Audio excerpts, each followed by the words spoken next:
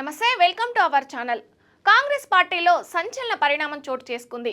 ఈ మేరకు పార్టీ నుంచి తీన్మార్ మల్లన్నను సస్పెండ్ చేస్తూ పార్టీ క్రమశిక్షణ committee chairman Chinna Reddy suspension order జారీ చేశారు. ఓ వర్గంపై వివాదాస్పద వ్యాఖ్యలు, కులగణన విషయంలో సొంత పార్టీ ప్రభుత్వంపై విమర్శలు చేసిన ఎమ్మెల్సీ తీన్మార్ మల్లన్నకు కాంగ్రెస్ పార్టీ అధిష్టానం ఊహించని షాక్ ఇచ్చింది.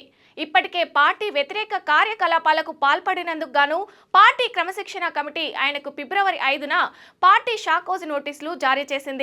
ఈ మేరకు ఫిబ్రవరి 12లోగా చేసిన వ్యాఖ్యలపై వివరణ ఇవ్వాలని ఆ నోటీసులో పేర్కొన్నారు. కానీ తీన్మార్ మల్లన్న నుంచి పార్టీ క్రమశిక్షణ సంఘానికి ఎలాంటి సమాధానం రాలేదు.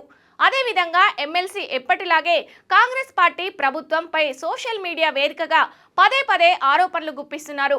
మొన్న జరిగిన ఎమ్మెల్సీ ఎన్నికల్లో కూడా ఇండిపెండెంట్ అభ్యర్థి ప్రసన్న హరికృష్ణకు మద్దతు ప్రకటించారు.